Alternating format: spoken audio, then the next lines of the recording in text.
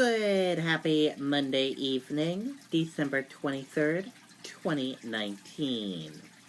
I'm Riley King, and welcome to the Riley King Newscast, right here on the Riley King Network. We have a lot of news to get to this Monday evening, so let's begin. First up, DraftKings New Hampshire mobile sports betting on the way. Earlier this year, Governor Chris Sununu said legal sports betting would be available in New Hampshire before the 2020 Super Bowl. Now it appears New Hampshire will offer mobile sports betting to those 18 and older sooner than many expected. DraftKings will be launching our digital sports book at some point during the day on December 30th, Boston-based DraftKings co-founder told the New Hampshire Union Leader. A December 30th launch would allow those in New Hampshire to place bets on the NFL playoffs, which begin on January 4th.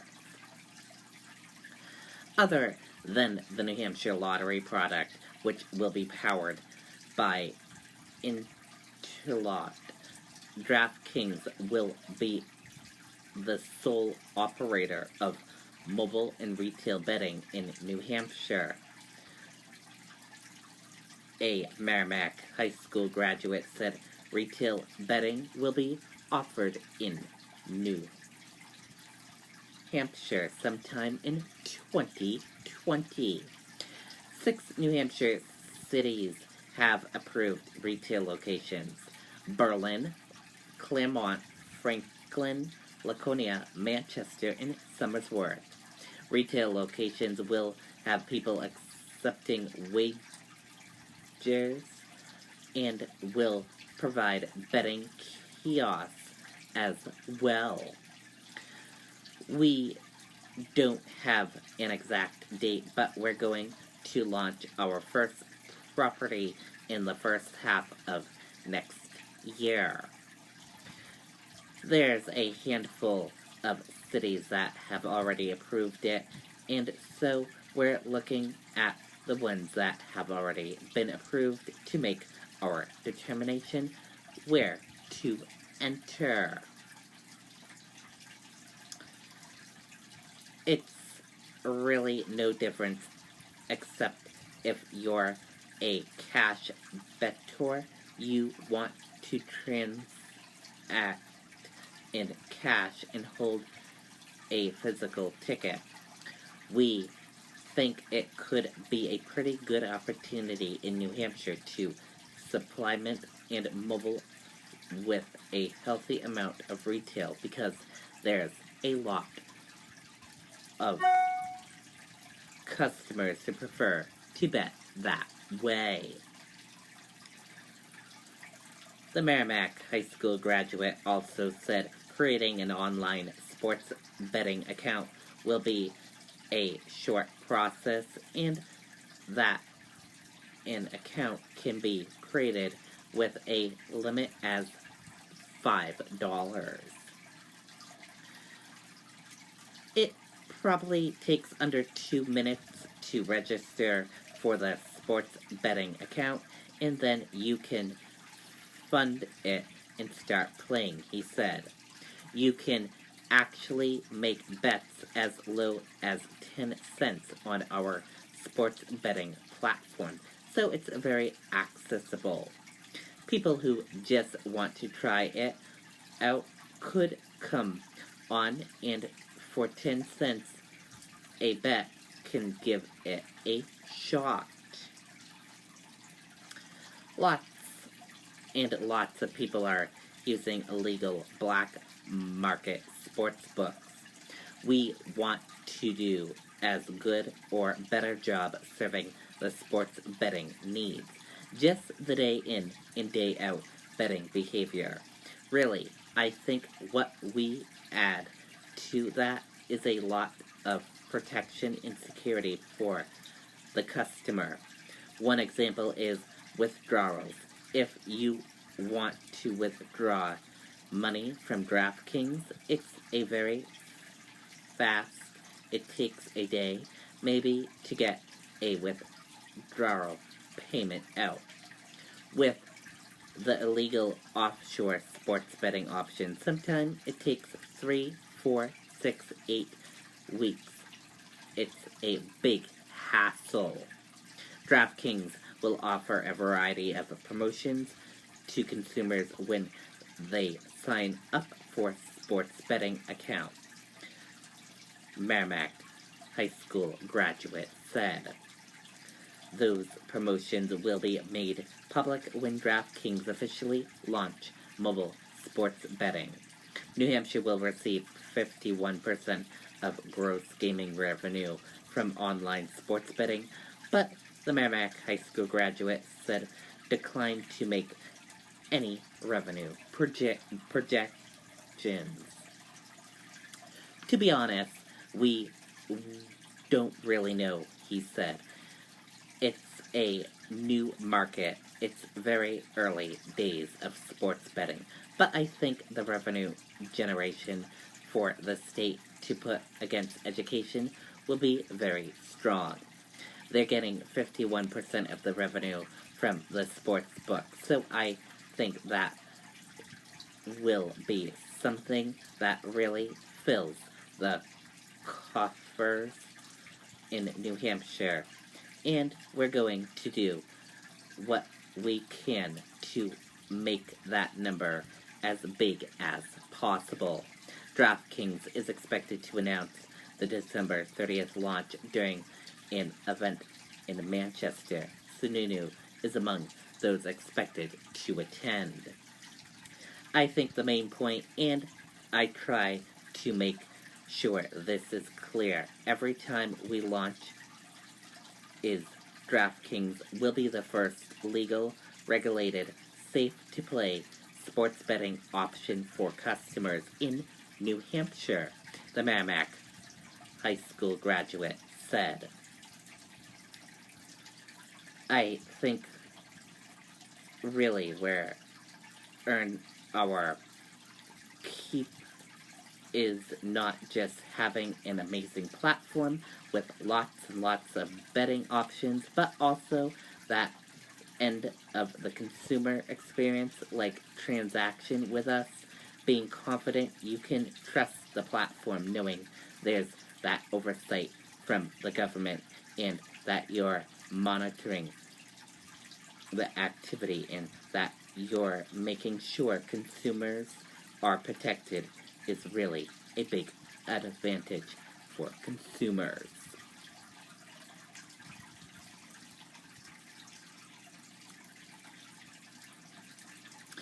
Manchester police are looking for a suspect that was involved in a shooting that took place Saturday morning outside the Red Arrow Diner. Take a look at that photo of that suspect. If you recognize this suspect, call the Manchester Police Department.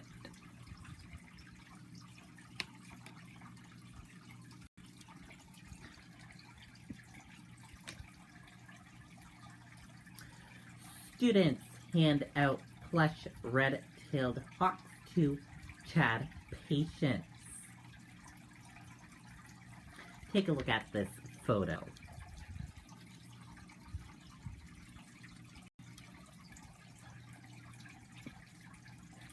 Hampton Falls students who lobbied the state legislature to make the red-tailed hawk New Hampshire's official raptor have been handing out plush versions of the bird to patients at Children's Hospital at Dartmouth Hitchcock. The recent graduates said they have partnered with Douglas Seo of Keene to hand out the plush toys named Orion. Stuffed animals are an important part of the dedicated care delivered at Children's Hospital at Dartmouth Hitchcock, said Chad Life Manager. They provide a snuggle at just the right moment. A friend that also might have a cast, IV, or bandages that look just like the child. And they can go first for a procedure or exam when a child is feeling nervous and needs to see what to expect. Students said the toys will also help raise awareness of the state's newest symbol. The red-tailed hawk was named New Hampshire's official raptor in June after a 4-year effort by the students in Hampton Falls.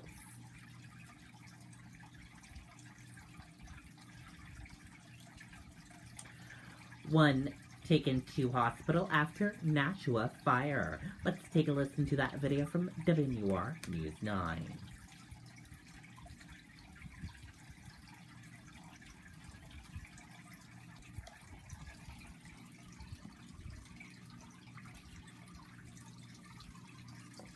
Someone gets a job that wouldn't have had it otherwise. Someone gets a house that wouldn't have had it otherwise. Some family has a place to take their children for preschool that they wouldn't have had otherwise. Our donors like that they help people help themselves.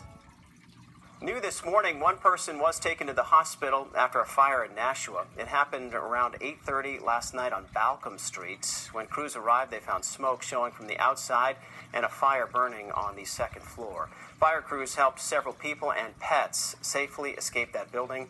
No word on what caused the fire. Okay, and there you go on that video and that report.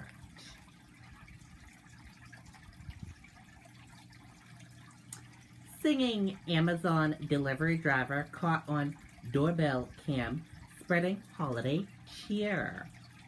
Let's take a listen to that video from WNUR News 9.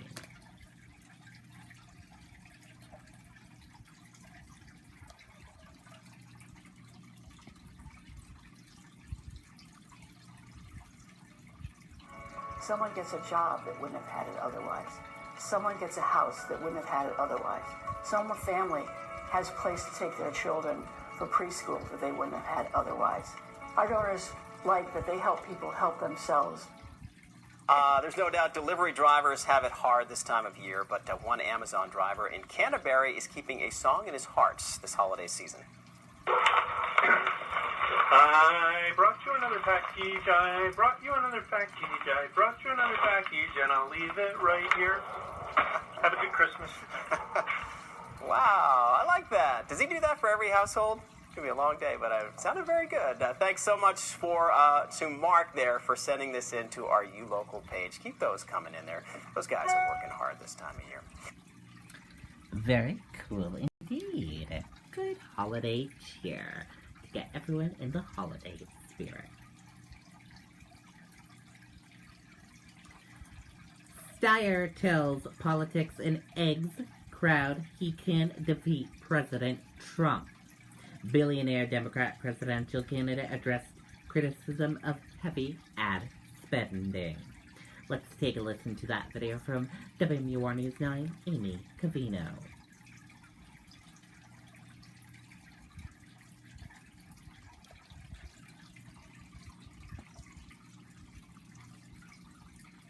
At Beltates, customers will find everything they need for a building project. The brand names you trust to perform. And with a fleet of over 50 delivery vehicles, we deliver when and where our customers need them. Beltates Building Products. 9 locations throughout New Hampshire and Massachusetts.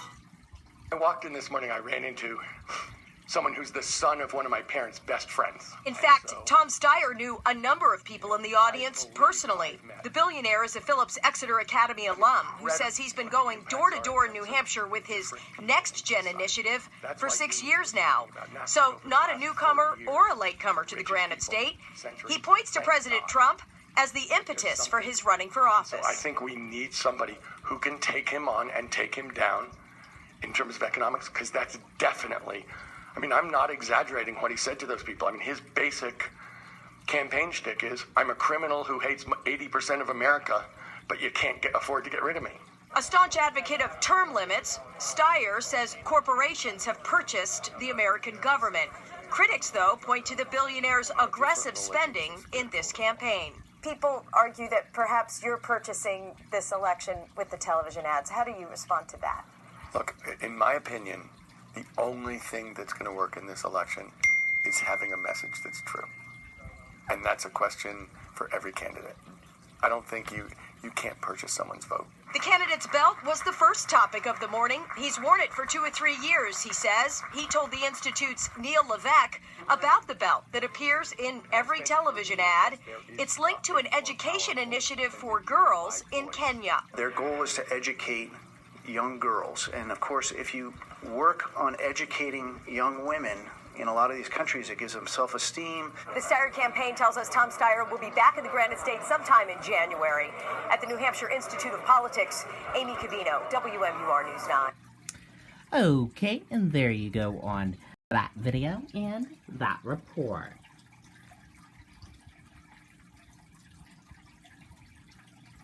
And now let's take a look at your U.S. stock market and see how your U.S. stock market closed for this Monday evening. And here's a look at that U.S. stock market for all of you.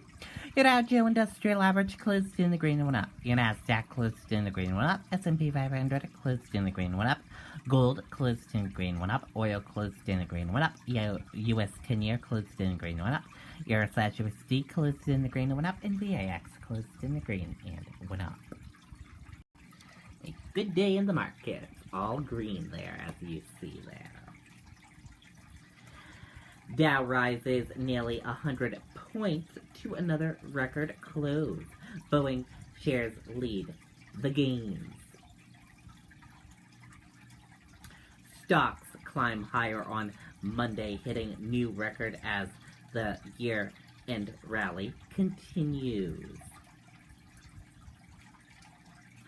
The history behind the Christmas story. Let's take a listen to that video from Good Morning America, ABC News.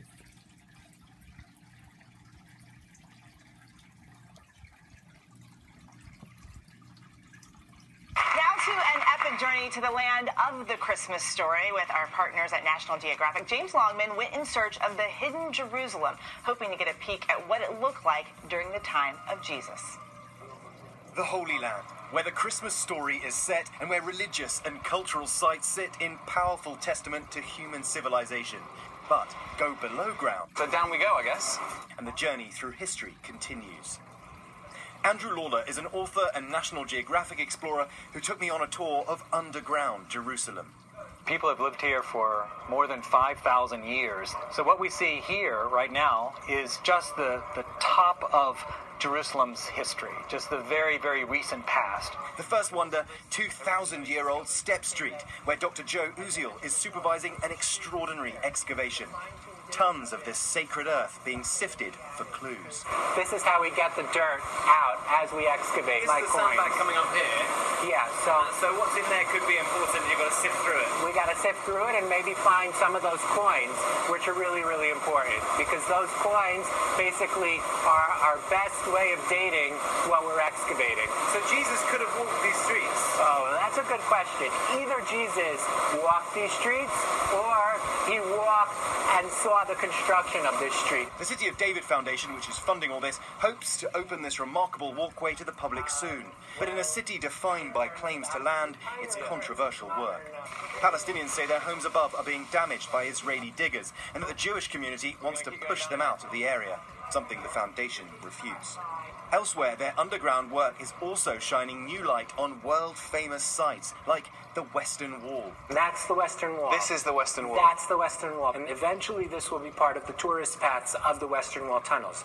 Right now, we're still working here. This is one of the world's most famous sites, which you've discovered keeps going and going and going underground. Yes, and these stones, as opposed to the stones outside that you saw before, these haven't seen light in about 1,700 years. They haven't seen light in 17. That's right. Across the city, another discovery. Between the potato chips and cookies in this grocer's shop, A portal through time. I feel like a proper archaeologist. Oh my God. Saleh Hibawi's grandfather discovered this huge 1,300-year-old Crusader hall right under his store, almost by accident.